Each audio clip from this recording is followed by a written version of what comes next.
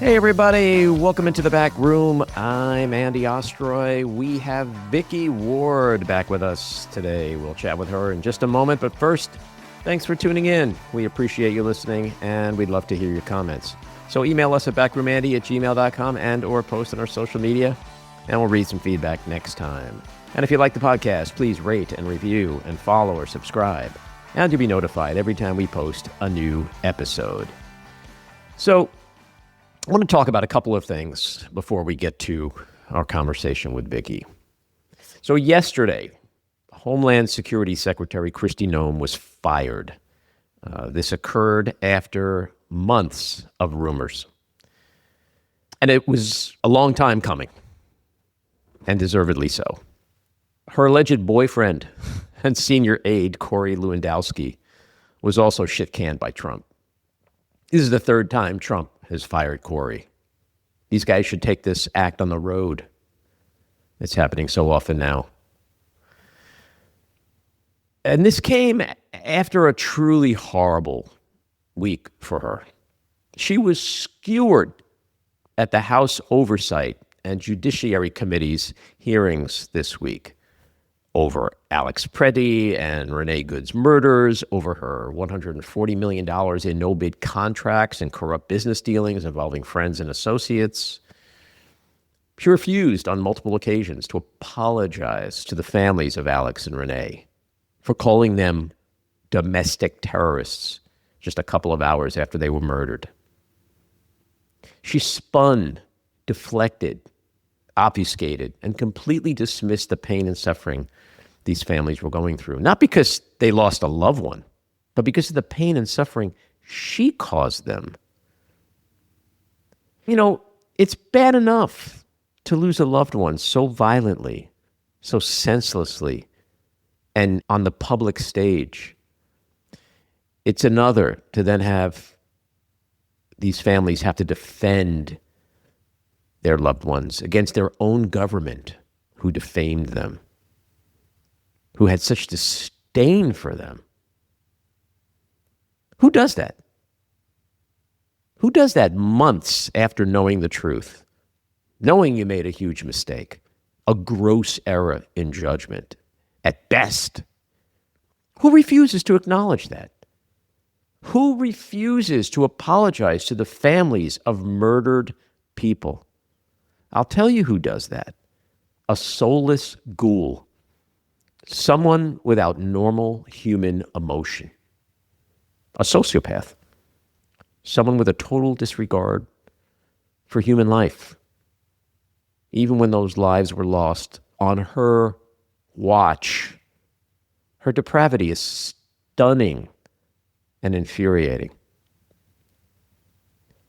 Kristi Noem was without question the worst Homeland Security Secretary we've ever had. And worse, she ranks among the most ignorant, incompetent, dangerous, and evil cabinet members in history. She needed to go. And I say good fucking riddance. But here's the problem. I don't know if anything changes for the better, because she's being replaced by Oklahoma Senator Markwayne Mullin, the man with two first names. That should be an indicator of something right there. Let's talk about Markwayne Mullin for a second. This is a guy with no bachelor's degree. He's the only currently serving senator not to have one. He's a former plumber and a home improvement radio host, a former mixed martial arts / MMA fighter. He's in the Oklahoma Wrestling Hall of Fame, which of course means he's perfectly qualified to be in Trump's cabinet.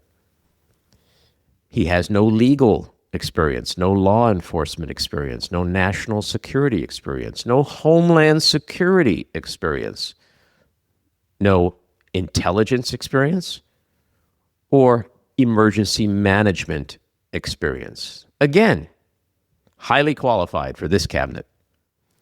But here's where it gets really bad. Markwayne Mullin is an election denier. As a member of the House, he voted against certifying the 2020 presidential election results and supported legal efforts to overturn its outcome. Before the 2024 presidential election, he refused to unequivocally say he would accept the results if Trump lost. Think about that for a second. The person Trump just put in charge of Homeland Security attacked our free and fair elections, wanted to overturn those free and fair elections, and in a sense, overthrow the government. Think about that. Not very Homeland Security-y, if you ask me. He's also not a believer in birthright citizenship, which is a big case that's before the Supreme Court, and we're expecting a ruling on that sooner than later. He believes babies born in this country to undocumented immigrants should be deported along with their parents. So he's not a believer in the Constitution. Recently, he staunchly defended Jonathan Ross, the ICE officer who shot and killed 37-year-old Renee Nicole Good in Minneapolis in January. He supports the Save America Act, which is the most restrictive anti-voting bill in U.S. history. And perhaps most importantly, as to the question of whether Mark Wayne Mullen has the right temperament for this job in an administration mired in toxic masculinity, let's not forget that at a Senate hearing in 2023, an angry Mullen challenged Teamsters President Sean O'Brien to, quote, stand your butt up and fight him right there in the chamber. When has that happened before? So let's be clear. Mark Wayne Mullen is just a rubber stamp. He's going to be just a continuation of the current policies, which are chaotic, violent, and unconstitutional. And he is no more going to go against Donald Trump or Stephen Miller, who really runs this racist shit show, than Kristi Noem did. Judging by his words and actions these past year, he is clearly loyal to Trump, not the Constitution, not the rule of law, or the American people. Yesterday, Senator Tom Tillis said of Mullen, he's a great guy who will do a great job.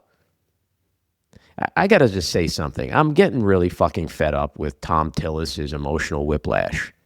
This guy needs to decide whether he has a core and a soul or not. So like the day before, he's like fucking grilling Kristi Noem at the hearing, as he should have, and it was great. But I wish people like Tom Tillis would have had the balls to do these things over the last several years when they weren't announcing their retirement, when they actually had something to lose, when it would have shown true courage.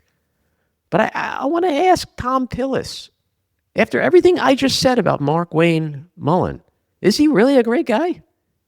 Is he really going to do a great job? Why? What makes you think he's going to be a great Secretary of Homeland Security after that fucking resume I just read? So let's be clear. This swap is just window dressing. And if we want to play it out a little further, it's also a desperate attempt to placate Hispanic voters who Trump's lost over his draconian, violent, deadly immigration policies. Yeah, let's throw Kristi Noem under the ICE bus and win back Hispanics, right? Wrong. Because our Hispanic brothers and sisters are much smarter than he thinks, and they're much smarter than he is. So here's where it lands. The unfortunate truth is that DHS, DOJ, FBI, they are seriously weakened, hollowed out, understaffed, under-resourced, and unable to deal with the kind of crimes they used to investigate and prosecute, including corporate fraud, white-collar crimes, sex trafficking, cybercrime, domestic terrorism, and all sorts of threats against the homeland. Trump has made America much less safe and exposed as a result of all that. He's essentially gutted these agencies to the point where he's feeling pretty comfortable that whoever remains is just loyal to him and no one or nothing else. But make no mistake, Kristi Noem was, at the end of the day, fired because the American people, the people of Minneapolis, pushed back, protested, fought back, and because the media did a great job covering the violence and chaos perpetrated by DHS and ICE and Border Patrol. And it happened because we still have a thriving democracy. Don't let anyone tell you we don't. Because if we think failure, if we think weak, we will be weak and we will fail.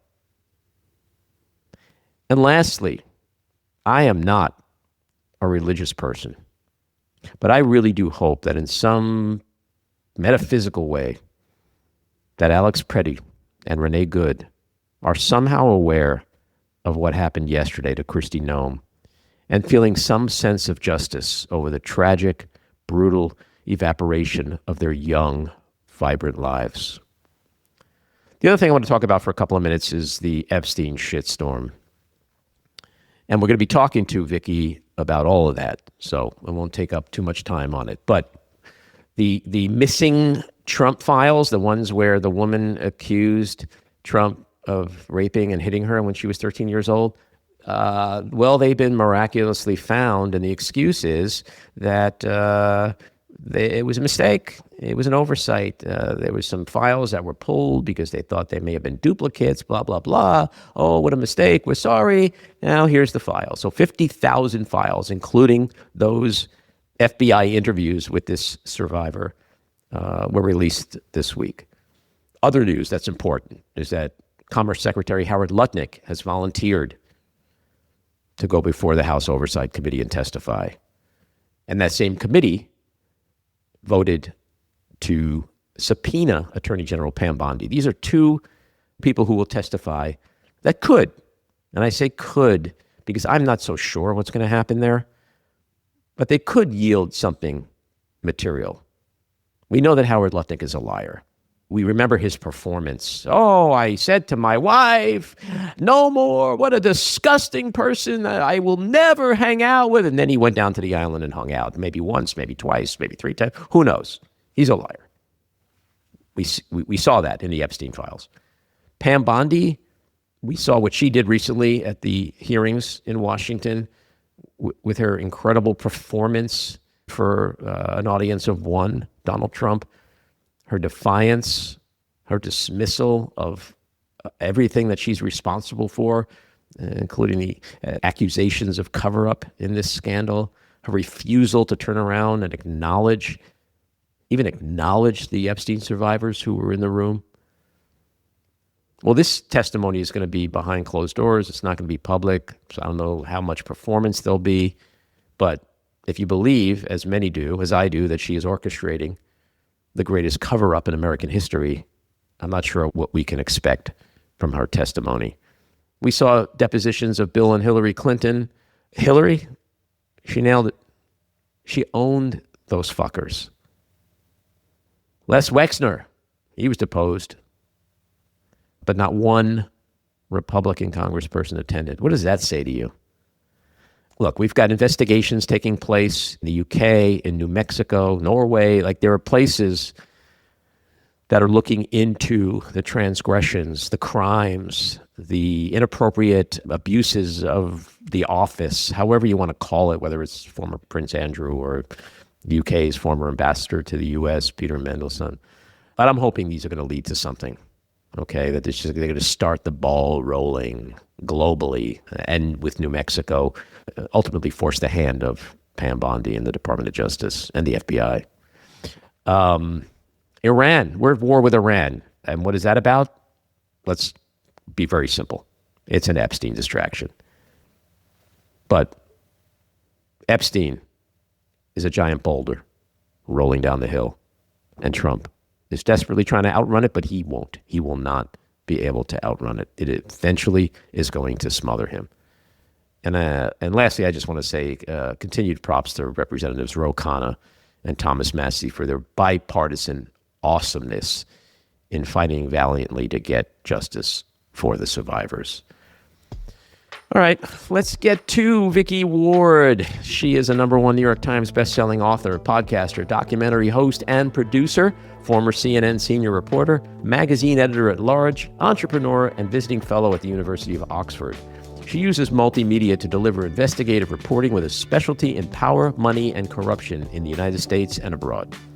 Vicky is the author of the best-selling Substack newsletter, Vicky Ward Investigates, and her most recent book about the 2022 killing of 4 University of Idaho students, which she co-wrote with best-selling novelist James Patterson, and which became an instant #1 New York Times bestseller, is The Idaho Four, an American Tragedy.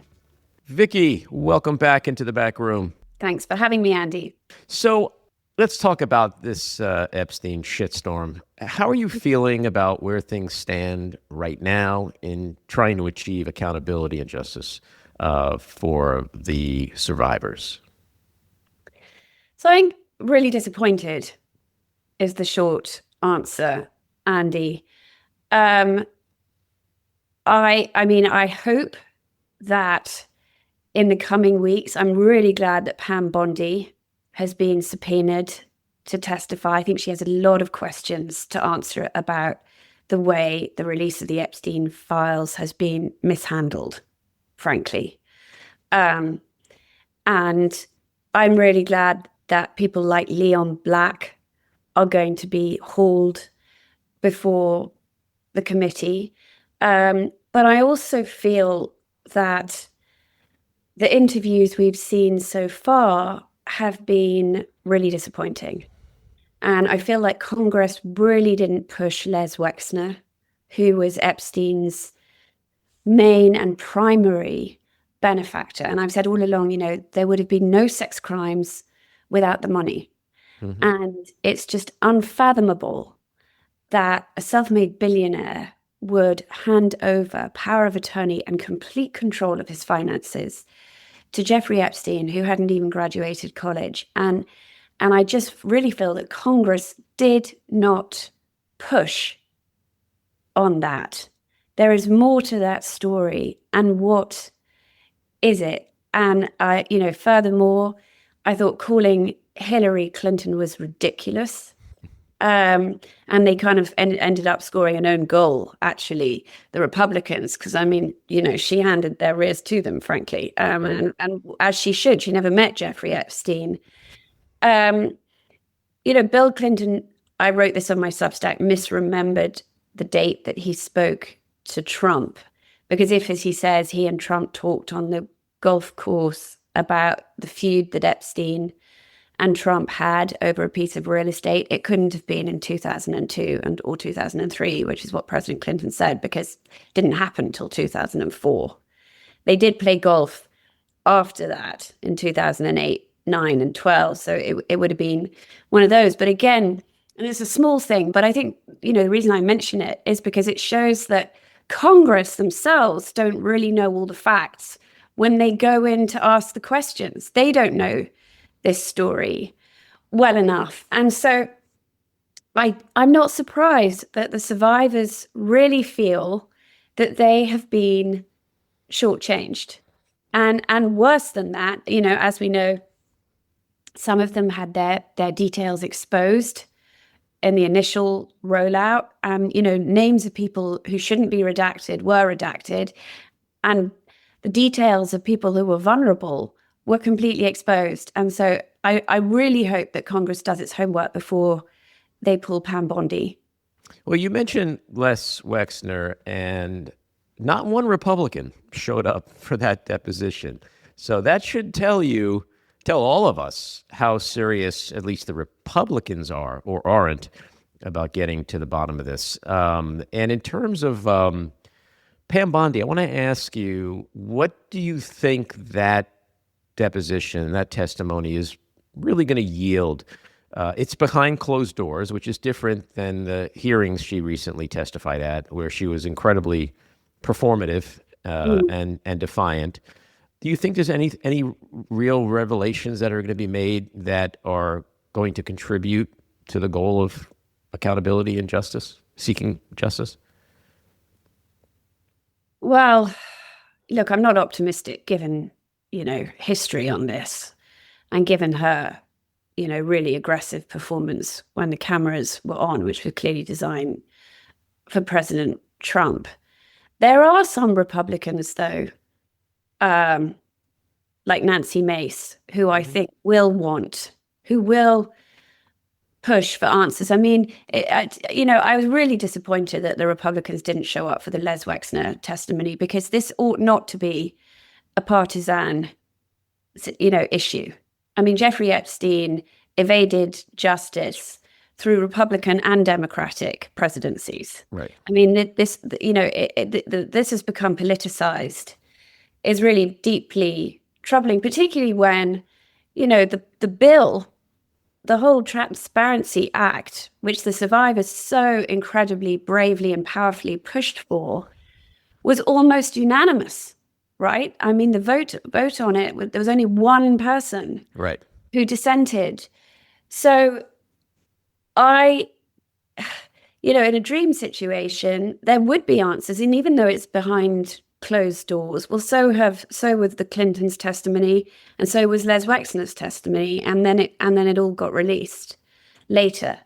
So, and as you and I are now talking, I mean, the news has just broken that, the Justice Department has admitted that they did keep back these allegations from a woman to the FBI about Trump in the 1980s. Now, there's no suggestion that her allegations are well founded, but the problem with this story is that they held it back.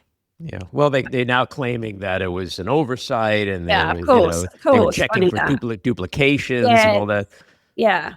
So, I think it's such a shame, because the survivors have come such an incredibly long way in this story. And I think those moments when they stood on Capitol Hill and they pushed for accountability was an incredible moment. And the fact that they did get this act passed, all power to them. They've reclaimed their voice, having lost it for decades.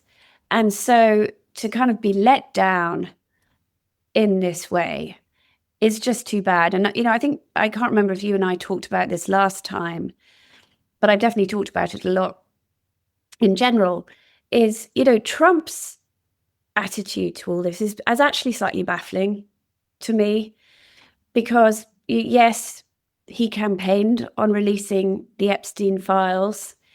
He has released the Epstein files. And in one sense, it seems to me, why doesn't he just lean into that? He's actually done something that previous administrations didn't. And why has he had to turn this? Why has he had to politicize it in the way, and now appear to be completely disinterested in it? Because yes, there are all these allegations about him in there, but none of them, have been corroborated. And there is this one email in which he appears to be telling the Palm Beach police chief in 2005 to go after Epstein, and he calls Ghislaine Maxwell evil. Well, that puts him on the right side of history. I mean, the problem is it obviously doesn't tally with subsequent statements he's made in which he said he had no idea what Epstein was up to. But more broadly, it does put him on the right side of history. So I know that Brad Edwards, one of the main attorneys for many of the survivors, has also found Trump's attitude toward this actually head scratching. Well, it's to me, it's beyond head scratching. It's incriminating.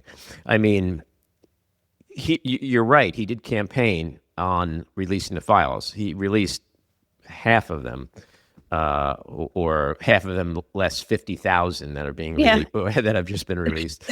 But this is a guy who, if he was truly innocent, why not lean into it? I mean, he's not acknowledge these survivors at all. He has like an open disdain for them, to the contrary.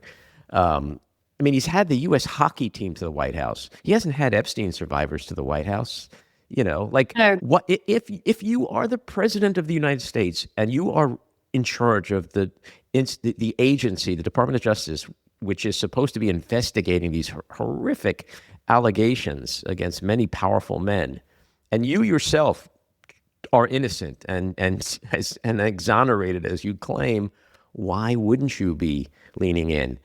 However, he's doing everything humanly possible with the help of his Roy Cohn, Attorney General Pam Bondi, to perpetrate the greatest cover-up in American history. That's why it gets back to my question to you about Pam Bondi. The person who is orchestrating this massive cover-up, how is she going to be expected to be truthful? Under oath, Right. not under oath. Like it doesn't matter. She's lied before under oath. I know, many and it's times. not even, and it's also, I think, not clear to me, Andy, and to many people, if Pam Bondi's even got her arms around this, that she's even bothered to take the time to do the work. I mean, you have to remember at the get-go, she, earlier last year, she said, "Oh, the Epstein files are sitting on my desk." Well, that was palpably not true. I mean, her desk would be swimming in millions and millions of pages. I mean, it's just the carelessness of that statement seems to have just been amplified by every subsequent action that she's taken and sort of and botched, frankly. I mean, it just seems like it's an administration that is angry at these women. That's what they project at every single minute of every single day. And one has to just ask a simple question: why? Yeah. Well, I think the visual of Pam Bondi with the Epstein survivors behind her, Right. and to not turn and address them Right. and Why? say, I see you, I hear you, I want to make sure that nothing like this ever happens again. It would have cost her nothing politically. Mm-hmm. Absolutely not. And to your point, it would cost Trump nothing politically to have these women into the office. And so, yes, it just, I mean, one thing I've wondered is that, he is a master of controlling the narrative. I mean, that's what he likes to do. And it's like the Epstein story has become the runaway train, that it's bigger than him and he can't stand that. I mean, there were some cynics who questioned if we'd actually decided to go to war with Iran to change the narrative. That Trump was like, okay, what else have I got in my back pocket to get everyone to talk Wag about the dog. There's a movie made about this. Yes, exactly. So I mean, and I mean, I can see, he goes in, he pulls out Nicolas Maduro from Venezuela, and still we're all talking about Jeffrey Epstein. And it's funny. So he's gone to war with Iran, and we're still all talking about Jeffrey Epstein. And now he's talking about Cuba. He's like, all right, Venezuela didn't do it. Iran didn't do it. Got to start talking about Cuba. Yeah, exactly. Martha's going to take care of Cuba. Yeah, but on a more serious, I just feel for these survivors, because they are owed answers. Mm-hmm. And I would urge Congress to really, really, really study the files, not just before Pam Bondi, but before they get Leon Black in there, because they can't let Leon Black, whitewash paying Jeffrey Epstein $160 million for tax advice. They need to really drill down on that. And Senator Rod Wyden has done a lot of work. So I hope somebody talks to him. I mean, he spent years trying to follow the money, particularly in regards to Leon Black. So I really hope that they use him as a resource. Yeah. Just to put a punctuation on this particular part of the conversation, it's the administration, Trump, Bondi, Kash Patel, all of them, they just look at these women as adversaries. Yeah. And it's just so puzzling because they command and demand such respect and compassion and empathy. And here is the presidential administration treating them hostilely, like adversaries. And every time I ask this question, why, I get back to the very simple answer. We know why. We know why. Well, yes. Is there something incriminating? I mean, the problem is there are all these allegations in there, but there's nothing that does incriminate Trump. Well, you're right. The files themselves Yes. may be very hard to be used as a basis for prosecution. I think Very. legal expert after legal expert has already said that. That ship has sailed. But that doesn't mean that there isn't a consciousness of guilt amongst Right. certain people that exist or who are in power and controlling this narrative, to your point. And so that's where I come back to. It's like, if you campaign this hard on this subject about rich, powerful, elite, deep state, Democrat, sex trafficking pedophiles that you were going to Right. put in jail, I mean, we know that Trump loves to prosecute, indict Democrats. Why wouldn't he just do what he loves and make his base thrilled in the process? Well, that's exactly right. I mean, this is what his constituency wants. Yes. I mean, so I know make him happy. I know it is. I know it is completely remarkable. Remarkable. Andy. Why take the heat? Why take all this heat? When you can just have a win-win. Where's the downside? If you're not guilty, if your close pals aren't guilty. I mean, look, Marjorie Taylor Greene said that he said to her, my friends are going to get hurt. So I think the short answer is we kind of know why. What do you think about Howard Lutnick testifying? Yeah, well, what do you expect out of that? Nothing. I think that what happened is that Howard Lutnick looked at how easy Wexner got off. He looked at how, easily the Clinton, particularly how Hillary Clinton made mincemeat of the whole thing. And I think he reckoned, this is going to be easier than, what do I have to lose? I mean, his problem in this story is that he lied. Right. And so why should a cabinet member have the confidence of the people if they can't tell the truth? I mean, he doesn't appear to have done anything wrong, by asking Epstein if he can go and take his young children and wife with another family and young children for lunch at the island. But the problem is he lied and said that he, years ago, he'd walked into Epstein's house because they lived next door and thought, I'm never going back here. Well, that wasn't true. That was such a performance. Look, Right. I mean, honestly, there should be an Academy Award for that. The way he was like, it was so disgusting. I mean, Correct. never again. And he was lying the whole time. Yes. Why? So again, I ask the same kind of question. Yeah, why? Why? Why were you lying?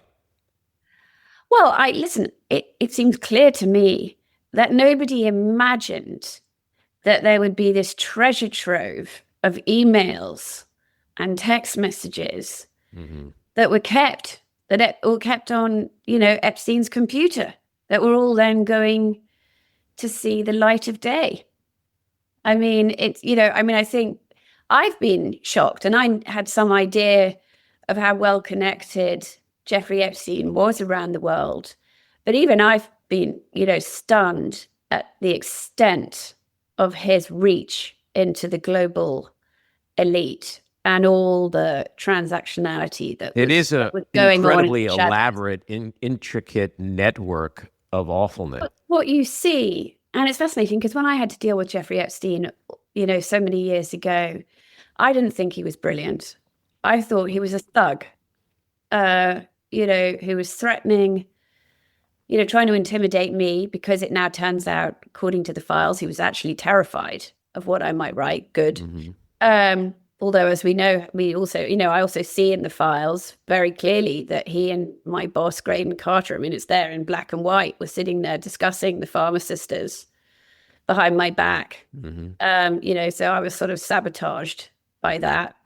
But I think that you can see that the people who dealt with him, they were all looking for an edge. Peter Mandelson handing him government sensitive information, if that's what he did. Andrew handing him, again, government sensitive information.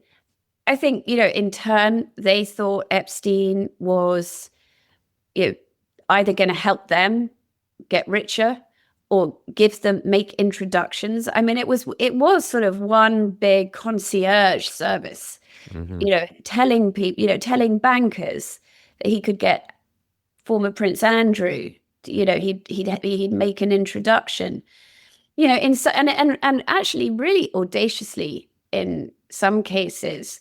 I mean, we know that he and Trump actually didn't speak after 2004 when they had this big falling out. And yet there is Epstein emailing the Russian ambassador to the United Nations, suggesting that he might be a very good person to help Putin translate Trump. I mean, the audacity of that, when you think about it, is remarkable. But that's who, and the Russians took him seriously.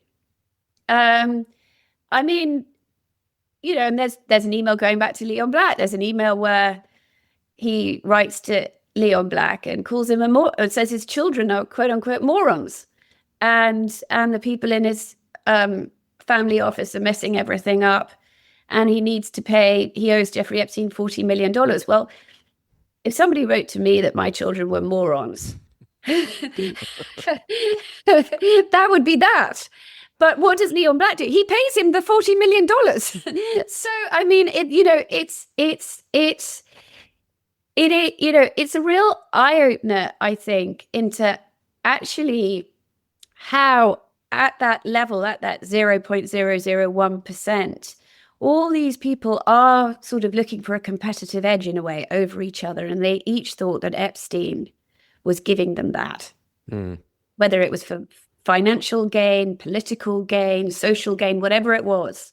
Well, you used the word concierge before, right? Which I think is really interesting. I haven't heard that before. But, when tourists come to New York and they stay at a hotel, they go down to the concierge and they ask for tickets to see cats, right? Yes. One has to wonder in the concierge of it all, besides maybe information and access, what else was Epstein providing these? Oh, you mean we come back to the women? Yeah. I mean, when you think of, Virginia Giuffre's book, and she talks about a prime minister.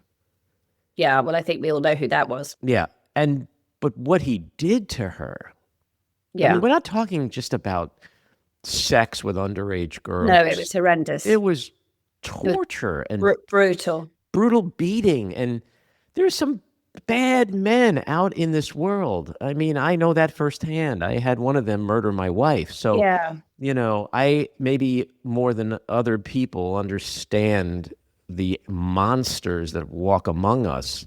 But we all have learned throughout recent modern history that when it comes to sex crimes and abuse of children, the monsters, they wear priest garb, rabbi garb. They are school gym teachers and trainers, and it's just where you least expect it. So I hope that one day we just really learn the truth comes out about all of these men all over the world and what was happening.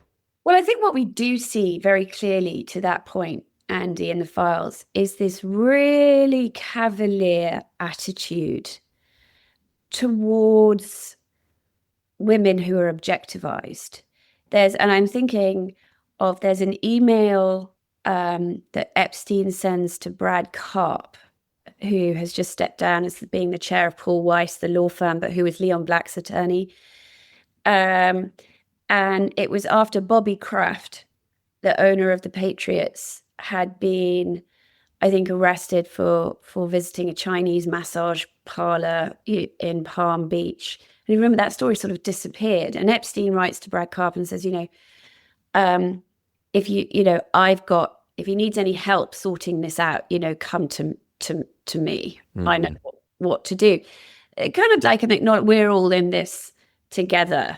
And Catherine Rumler, former Obama White House counsel, then became the general counsel of Goldman Sachs. Mm-hmm. There's an email from her where Epstein has sort of said, oh, he's written to her, she's looking for a job. And I think she was being interviewed at Citadel, a huge hedge fund owned by Ken Griffin. And Ken Griffin had just got divorced. And Epstein writes to her, oh, I hear he's single, looking for a girl or girlfriend. And she says, oh, I see. So in order to help me get my comp, you're going to send in one of your Russians. It's all a sort of nod and a wink. They're not taking the situation of Jeffrey Epstein and his quote unquote Russians remotely seriously. It's all one big joke. Because they all knew. And one of the things we learned from the Me Too movement and scandal is that everyone knew about Harvey Weinstein. Yes. Everybody just turned a blind eye, or they were in cahoots with him on some level. Right. So it just, I just hope that someday, I don't know whether it's through Congress, through the next administration and the next Department of Justice, that somehow this stuff can come out, because these women aren't lying. That's the truth. They're not lying. These women did not just get up one day and say, hey, let's get together and put on a show. And so unlike what Kash Patel has said, unlike what Pam Bondi has said, when they claim there's nothing to see here, there's no one to investigate. I mean, we just got files released yesterday with allegations that Donald Trump, before he was president, raped and hit a 13-year-old girl. How is that not investigatable? How is that just swept away? Well, and also give journalists a bit of time, like the big journalist teams that are poring over these, to really dig in. I mean, there are lots of breadcrumbs there, but it can sometimes take time to make sense of them. I mean, I do know some reporters who are going to write books on this, who have uncovered more than maybe out there right now. Yeah, no, I think you're right. I think journalists have done a great job, which is why, to your point, this doesn't go away. It's not going away. He is trying desperately to make it go away, and it won't go away.